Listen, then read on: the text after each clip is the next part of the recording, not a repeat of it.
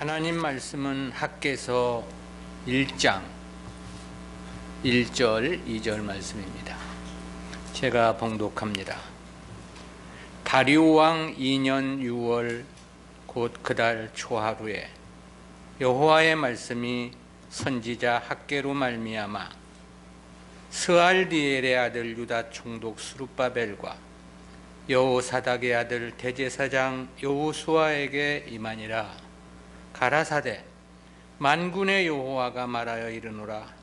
이 백성이 말하기를 여호와의 전을 건축할 시기가 이르지 아니하였다 하느니라. 아멘. 오늘은 학개서 제2강 제1설교의 서론이라는 제목으로 말씀 듣습니다.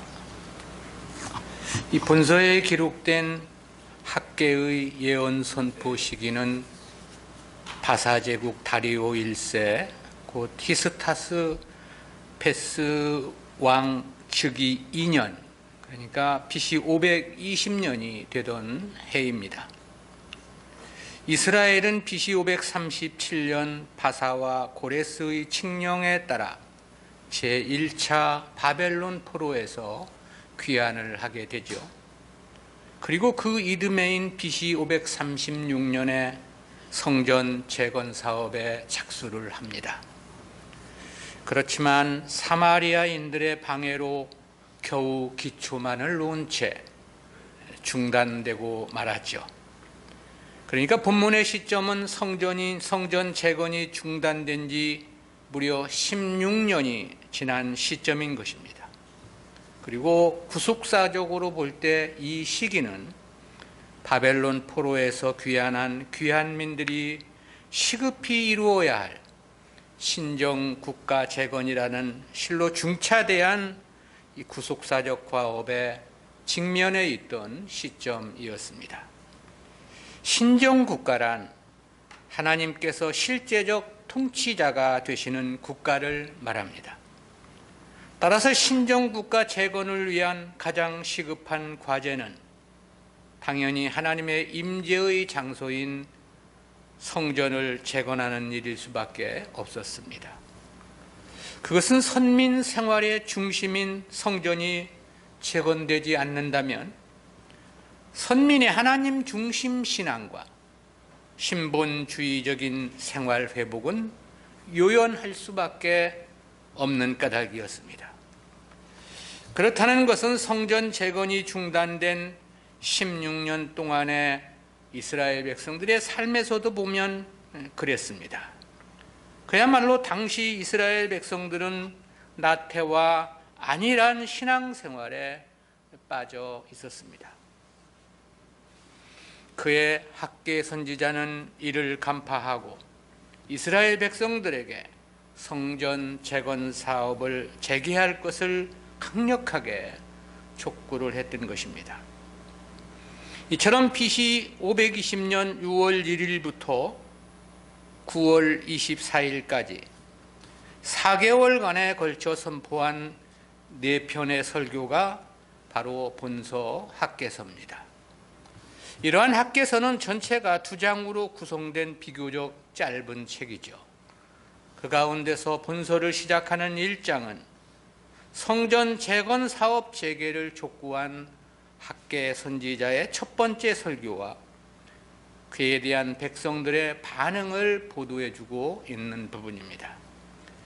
이와 같은 본장의 세부적인 내용을 살펴보면 다음과 같습니다. 먼저 1절은 본서를 기록할 당시의 시대적인 배경과 첫 번째 설교의 수신자들에 대해 보도해주고 있는 내용입니다. 그리고 이어진 2절부터 6절은 학개 선지자가 귀환민들의 안일한 삶을 지적하며 책망한 내용이고요. 당시 귀환민들이 나태한 신앙과 인본주의적인 생각에 자기 이익만을 추구하고 있었기 때문이었습니다. 이어진 7절, 8절은 안일과 개인적인 만족만을 추구하는 인본주의적인 삶을 지적하고 조속히 성전 재건에 진력할 것을 촉구한 말씀입니다.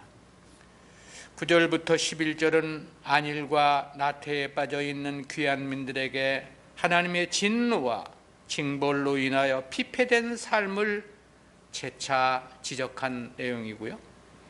끝으로 12절부터 15절은 학개 선지자의 책망과 권면에 대한 백성들의 반응 기사입니다. 당시 귀한민들은 학개 선지자의 책망과 권고에 모두가 한 마음으로 일어나 성전 재건을 다시 시작하게 됨을 볼 수 있습니다. 그리고 그 역사적 사건이 시작된 연대를 본장 마지막 절에서 밝혀주고 있죠. 이와 같은 본장은 모두 4단락으로 구분을 해서 우리가 살펴보겠는데요. 한편 본서는 다른 선지서와 달리 머릿말이 없습니다. 처음부터 학개 선지자가 선포한 4편의 설교만으로 구성되어 있습니다.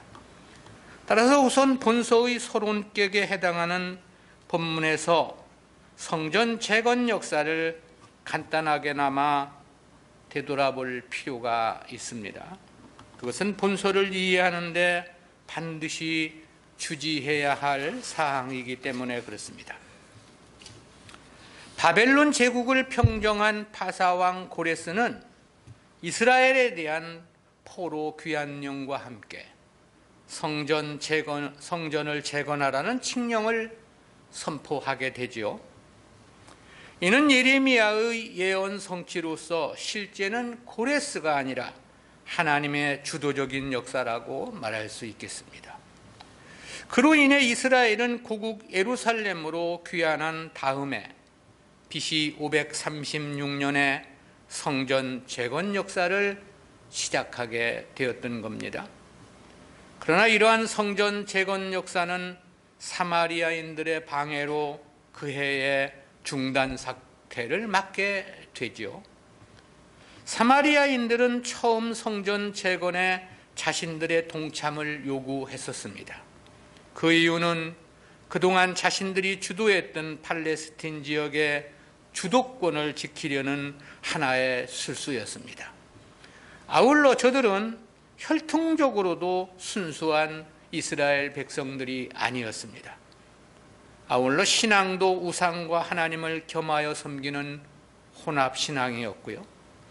때문에 귀한민들은 저들의 성전 재건 동참을 단호히 거절했던 것입니다. 그러자 저들은 파사의 고레스 왕에게 악의에 찬 고소를 하게 되죠. 귀한민들이 성전을 건축하게 되면 왕에게 세금을 바치지 않을 것이고, 그리 되면 왕에게 강서편의 영지가 사라지게 될 것이라는 초소를 올리게 된 겁니다. 이는 곧 이스라엘이 독립하게 될 것이라는 악의에 찬 거짓 고소였던 거죠.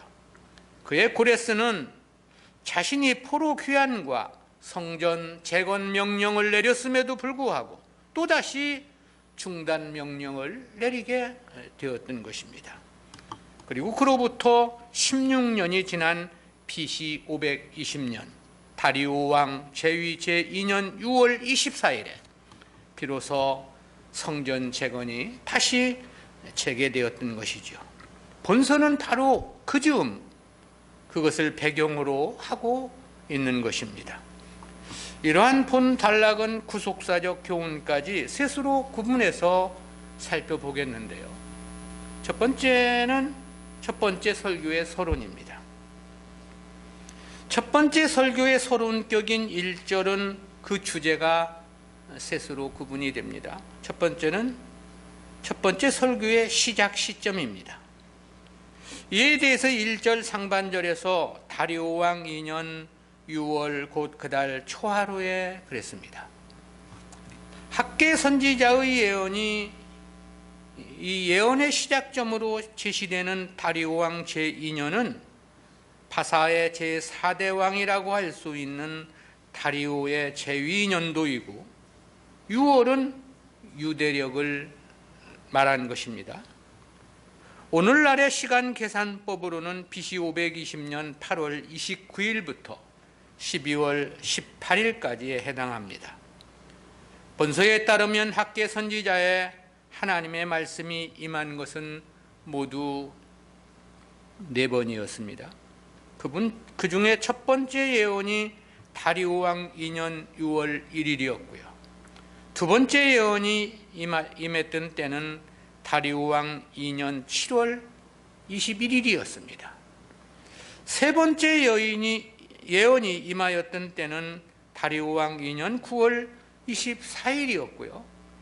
끝으로 네 번째 예언은 다리오 왕 2년 9월 24일, 세 번째 임했던 날, 같은 날이었습니다.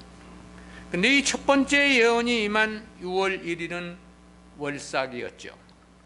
이스라엘은 매월 첫날, 즉 월삭에는 하나님께 숫송아지 둘과 수양 하나와 흠없는 1년 된 수양 7마리 등 이 특별한 제물을 드림으로써 하나님께 헌신을 다짐하는 날이었습니다.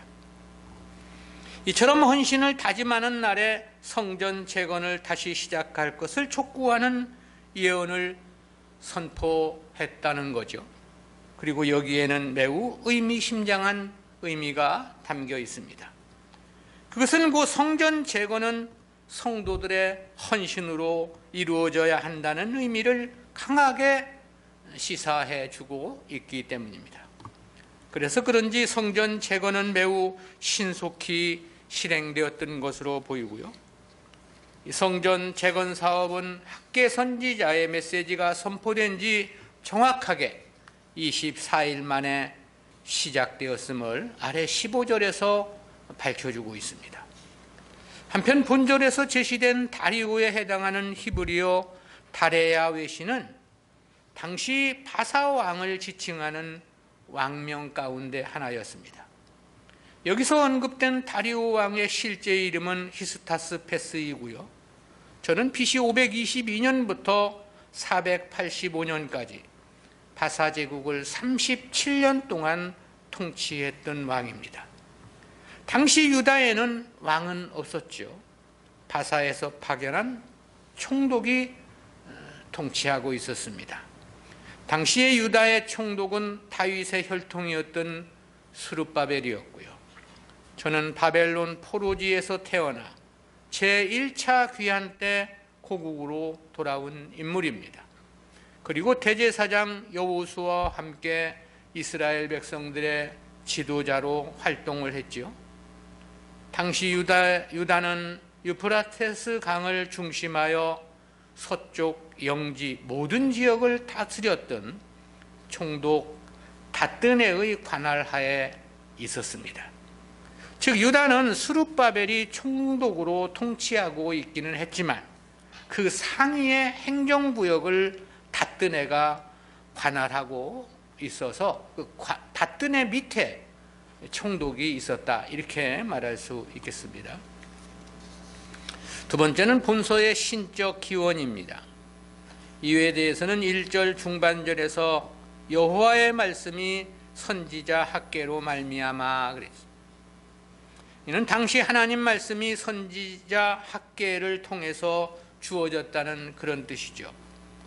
학개로 말미암아란 원문을 직역해 보면 학개의 손에 의하여 그런 뜻이 됩니다. 그렇다면 하나님은 어떠한 방법으로 하나님의 뜻을 학개에게 전달해 주셨을까? 성령의 영감을 통해서 깨닫게 해 주셨을 가능성도 있고요. 직접 음성으로 계시해 주셨을 수도 있을지 모릅니다. 또는 환상을 통해서 전달해 주셨을지도 모르고요.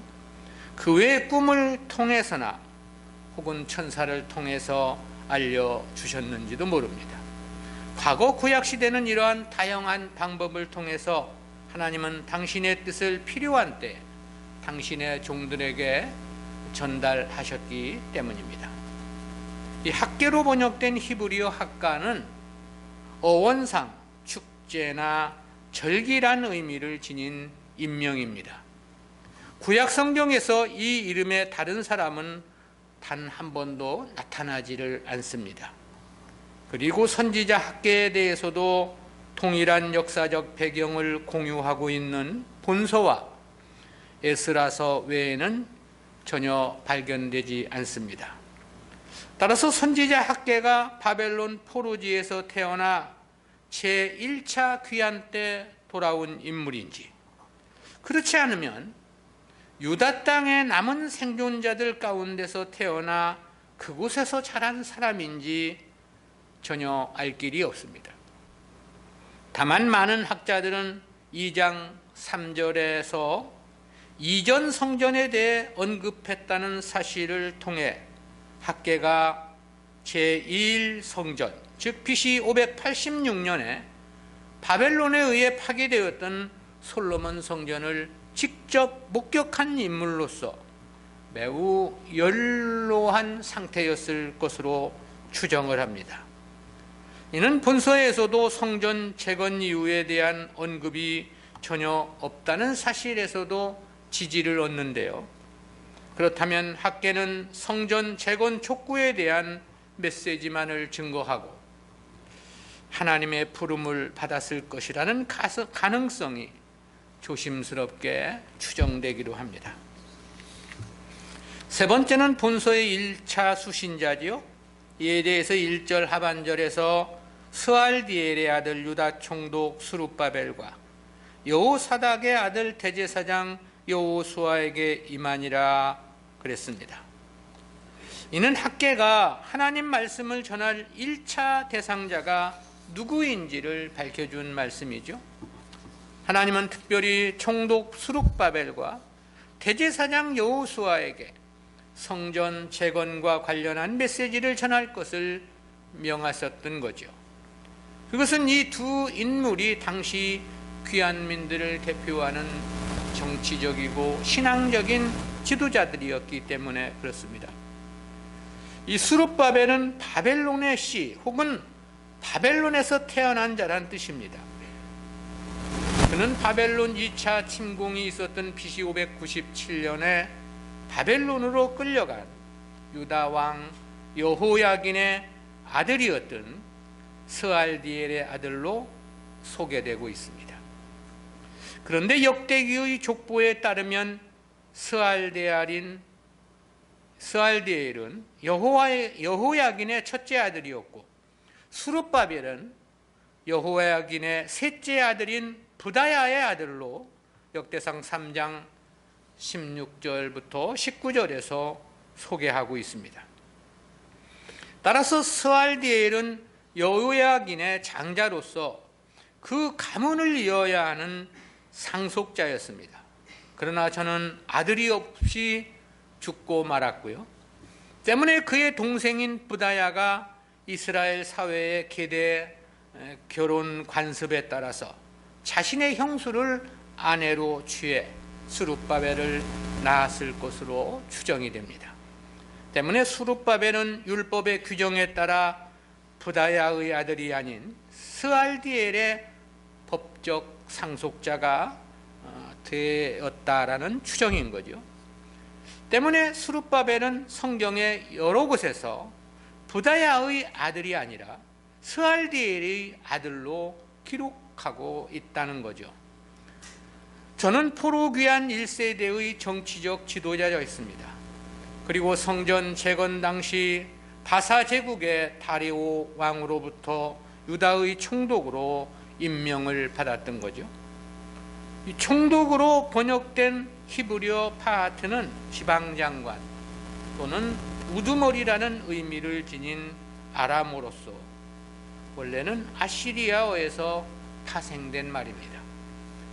여호수아는 여호와께서 구원하신다라는 의미의 이름입니다. 가나안 정복 시 이스라엘의 지도자였던 여호수아와는 동명이인입니다. 저는 포로에서 귀환한 선민 공동체에서 대제사장으로 활동했던 인물이고요. 여호사닥의 아들로 소개되고 있죠. 저의 부친 여호사닥은 여호와는 의로우시다라는 문자적 의미를 지닌 인명입니다. 그는 사독 계열의 대제사장으로서 바벨론의 침공으로 유다 백성들이 포로로 잡혀갈 때 함께 끌려갔습니다. 그의 부친은 스라야이고 조부는 아사랴이며 증조부는 hil기야였습니다. 근데 제2차 포로 귀환의 주역이었던 학사 겸 제사장이었던 에스라가 그 스라야의 아들이었던 것입니다. 따라서 대제사장 여호수아의 부친인 여호사닥과 에스라는 형제지간이고 본문의 제사장 여호수아는 학사 에스라의 조카가 되는 셈인 것입니다. 포로 귀환 이후 이스라엘 사회에서 크게 활동했던 학사 대제사장 여호수아와 에스라가 한 가문이었다는 것은 그 가문의 신앙이 대대로 매우 진실했다는 것을 의미해 주지요.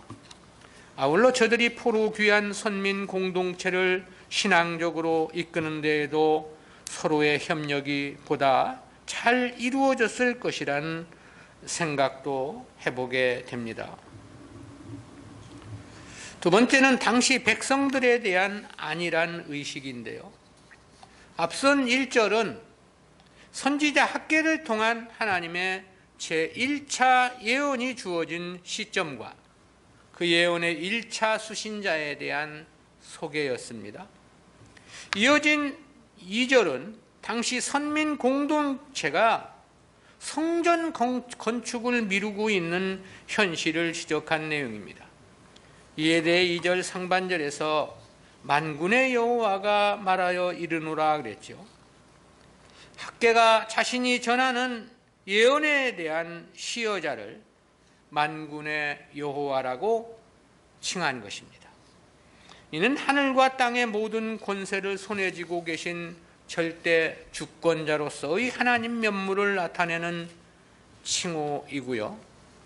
또한 천군 천사를 대동하사 거룩한 전쟁을 수행하시며 그 백성들을 위해 싸우시는 하나님 면모를 강조하는 하나님 이름이기도 합니다. 학개 선지자가 이와 같은 하나님의 칭호를 선택한 것은 이어진 하반절의 말씀과 긴밀한 연관이 있다는 생각이 듭니다. 2절 하반절에서는 이 백성이 말하기를 여호와의 전을 건축할 시기가 이르지 아니하였다 하느니라 그랬습니다. 이는 성전 건축을 미루고 있는 당시 귀환민들의 영적 상태를 지적한 말씀이죠. 그래서 그런지 여기서는 내 백성이라는 표현을 쓰지 않았어요. 이 백성이라고 표현을 한 거죠. 이는 하나님께서 당시 포로 귀환민들에 대해 상당한 거리감을 둔 표현임이 명백해 보입니다. 사실상은 책망을 암시한 말씀이라고 할 수 있겠습니다. 그들이 성전 건축을 미루고 있는 이유는 아직 성전을 건축할 시기가 이르지 않았다는 것이죠. 이는 이스라엘이 당시의 정치적 상황을 고려하여 성전 건축을 시기상조라고 생각했다는 그런 지적으로 보입니다. BC 536년에 건축이 시작되어 기초가 놓였지만 대적들의 방해로 성전 건축이 중단되었던 거죠. 그런데 그때와 16년이 지난 현재의 정치적 상황이 크게 달라진 것이 없었다고 당시 사람들은 판단을 했던 것으로 보입니다. 주석가들 중에는 예레미야의 포로 기간 예언이 70년이었다는 것을 근거로 아직은 70년이 안 되었다는 생각에 성전 건축을 미루었다고 그렇게 해석을 하기도 하던데요. 그러나 70년 포로 예언이 이스라엘이 완전히 멸망한 BC 586년을 친다 하더라도 이때는 그 70년은 불과 4년밖에 남지 않았던 시점입니다. 그러기에 그럴 가능성은 낮아 보이고요. 4년밖에 남지 않았다면 서둘러 성전 재건을 시작해야 70년에 겨우 마칠 수 있을 것이기 때문에 그렇습니다. 이어지는 말씀에서도 보면 시기 때문이 아니라 저희들의 나태함과 안일함이 그 원인이었을 가능성이 확실합니다. 그것은 4절에서 이 전이 황무하였거늘 너희가 이때에 판벽한 집에 거하는 것이 가냐라고 한 말씀에서 볼 때 그렇죠. 우리는 이와 같은 1절, 2절 말씀에서 두 가지 구속사적인 교훈을 생각해 봅니다. 첫 번째는 성도의 삶의 원리는 하나님께 대한 헌신이 원칙이라는 교훈입니다. 그것은 학개 선지자에게 하나님의 예언이 임한 날이 월삭이었다는 사실과 함께 그 예언이 성전 건축과 관련한 메시지였다는 사실에서 깨닫게 되는 교훈입니다. 월삭은 하나님께 특별한 예물을 드림으로 하나님께 헌신을 다짐하는 날이라고 했습니다. 그런데 그런 헌신을 다짐하는 날에 유다 귀환민들에게 성전 건축이란 헌신의 명령이 선포된 거죠. 그렇다는 것은 실상 성도의 삶의 원리는 하나님께 대한 헌신이 가장 중요한 삶의 원칙이란 의미가 함유되어 있다는 것이죠. 즉 성도가 하나님께 대한 헌신이란 해도 되고 안 해도 되는 그런 사항이 아니다라는 것입니다. 이는 절대적으로 요구되는 성도의 인생의 가장 중요한 핵심적 요소라는 그런 의미인 거죠. 왜냐하면 성도는 무엇보다 이 세상을 위해 사는 인생이 아니라 영생을 목적으로 살아가는 인생들이기 때문에 그렇습니다. 그러기에 모세는 그런 삶을 살았다고 히브리서 기자가 증언하지 않습니까? 히브리서 11장 24절부터 26절까지입니다. 믿음으로 모세는 장성하여 바로의 공주의 아들이라 칭함을 거절하고 도리어 하나님 백성과 함께 고난받기를 잠시 죄악의 낙을 누리는 것보다 더 좋아하고 그리스도를 위하여 받는 능욕을 애굽의 모든 부하보다 더 큰 재물로 여겼으니 이는 상주심을 바라봅니다. 바울은 40에 하나 가만매를 5번 맞고 3번 태장으로 맞고 1번 돌로 맞고 3번 파선하는데 일주일을 기품에서 지냈다고 고백한 바 있죠. 또 수고하며 애쓰고 여러 번 자지 못하고 줄이며 목마르고 여러 번 굶고 춥고 헐벗었다고 고백한 바도 있습니다. 그럼에도 바울은 이 외의 일은 고사하고 오히려 날마다 내 속에 눌리는 일이 있으니 곧 모든 교회를 위하여 염려하는 것이라고 말한 바 있죠. 그야말로 바울의 인생 전체는 헌신이었다고 말할 수밖에 없습니다. 그뿐만이 아니죠. 사르밧 과부는 먹고 죽을 그 마지막 한 움큼의 밀가루를 내어놓기도 했고요. 생활비 전체가 2렙돈뿐이었던 과부는 그것을 주님 앞에서 모두 헌금함에 넣었다는 것도 같은 의미입니다. 이러한 성도들의 삶이 성경에 모범으로 제시되고 있다는 것은 성도의 삶의 원리가 하나님께 대한 헌신이라는 사실을 말해줍니다. 그랬기에 이스라엘은 매월 첫날 특별한 제물을 하나님께 드리며 그 시작한 한 달을 하나님께 헌신을 각오하며 다짐을 했던 거죠. 성도가 하나님을 믿는 것은 세상에서의 자기 유익을 도모함이 아니라는 사실입니다. 이 땅에서의 자기 출세를 위함일 수도 없는 것입니다. 성도의 인생의 목적과 목표는 주님과 주님 역사를 위한 헌신이어야 한다라는 거죠. 하나님을 위한 성도의 헌신은 영생을 준비해야 하는 성도들의 믿음 생활에 있어 가장 중요한 핵심적 요소이기 때문에 그렇습니다. 그래서 주님은 그렇게 말씀하신 바 있죠. 마태복음 6장 20절입니다. 오직 너희를 위하여 보물을 하늘에 쌓아두라. 거기는 좀이나 동록이 해하지 못하며 도적이 구멍을 뚫지도 못하고 도적질도 못하느니라. 보물을 하늘에 쌓아두는 것이 성도들이 살아가야 하는 삶의 원리인데요. 그럼 우리가 어떻게 하늘의 보화를 쌓느냐 이 말입니다.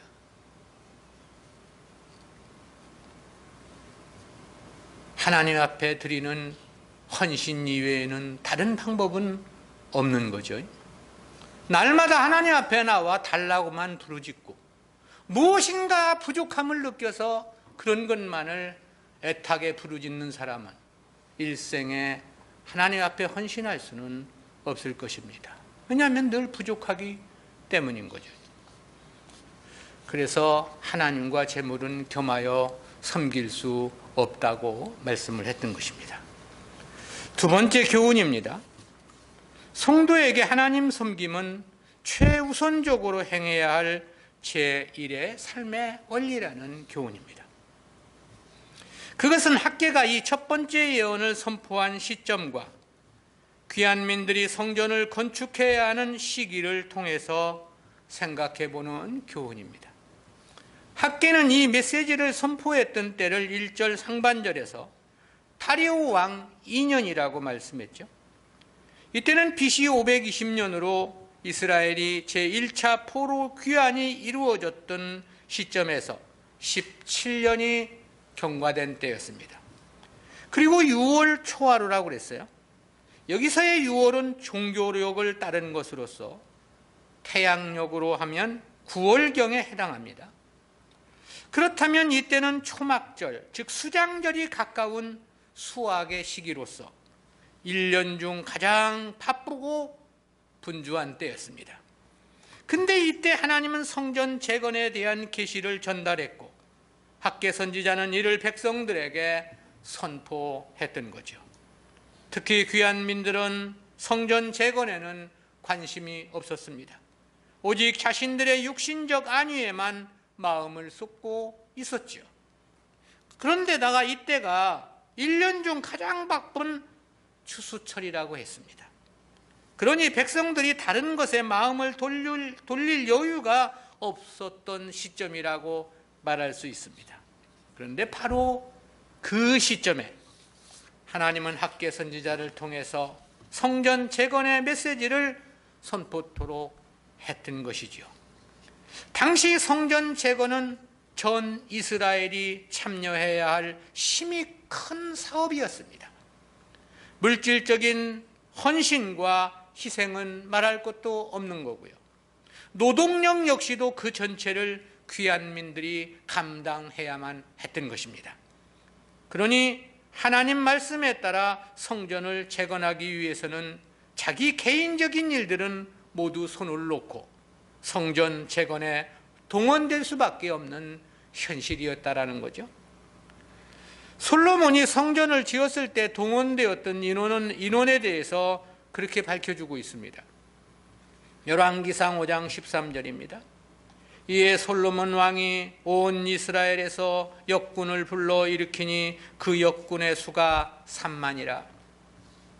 이는 레바논에서 백향목을 베어오는 일에 동원된 사람들만을 말한 것입니다. 산에서 돌을 뜨고 그 돌을 옮기는 자들에 대해서는 그렇게 말씀했죠. 열왕기상 5장 15절입니다. 솔로몬에게 또 담꾼이 7만이요 산에서 돌을 뜨는 자가 8만이니며. 그리고 이어 그렇게 말씀했어요. 열왕기상 5장 16절입니다. 이외에 그 역사를 동독하는 관리가 3,300이니라. 저희가 일하는 백성들을 거느렸더라. 그 외에 일하는 백성들의 수는 밝히지도 않았습니다. 역사를 감독하는 관리만 3,300이라고 그랬고요. 여기에 기록된 숫자만 헤아려도 무려 18만 3,300이 되는 것입니다. 그런데 당시 귀한 민들은 남녀노소 다 합해도 겨우 5만 명 정도밖에 되지 않는 매우 적은 소수였습니다. 어린아이, 여성, 늙은 사람 빼면 겨우 만여 명 좌우되는 인원이 아니었을까, 그런 추정을 해볼 수 있고요. 그러니 누구는 일을 하고 누구는 일을 안 해도 되는 그런 사안이 아니었습니다. 그리고 이 일은 한두 달에 끝나는 일이 아니었어요. 최소한 4년 정도가 걸리는 엄청난 역사였습니다. 그렇다고 성전 재건에 동원되었다 해서 정부에서 꼬박꼬박 월급을 지급해 주는 것도 아니었습니다. 그렇게 생활비를 줄 만한 부유한 정부가 아니었기 때문에 그렇습니다. 그럼에도 모든 백성들이 참여해야 했던 것은 이 일은 누구 개인의 일도 아니고 이스라엘 백성들로서는 모두 자기 자신들의 일이었기 때문입니다. 그런데도 당시 귀한 민들은 학계 선지자의 메시지가 선포되자 정확히 24일 만에 공사가 시작된 것으로 15절에서 밝혀주고 있죠.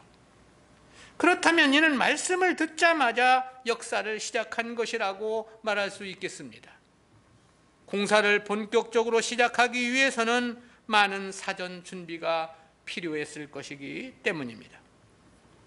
그리고 우리는 이와 같은 말씀을 통해서 하나님 말씀 순종과 그에 대한 헌신은 그 어떤 것보다도 가장 우선해서 실행해야 할 중요한 일이라는 교훈을 깨닫게 되는 거죠.